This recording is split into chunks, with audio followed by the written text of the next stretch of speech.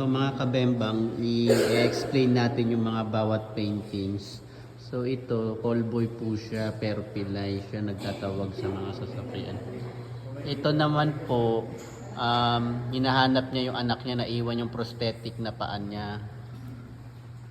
Ito sa ilalim, mga nagugutom, hinahantay yung nanay nila. Tapos ito yung mga bulag sa Quiapo.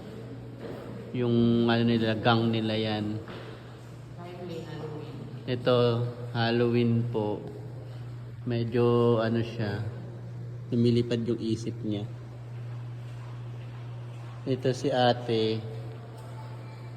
Saan ba yan? Skyway pa yan, matikitan ko rin ate.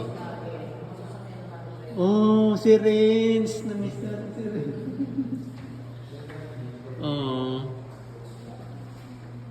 Nagigitar siya using feet. Ito typical na tricycle sa province. Yung punuan hanggang bubong.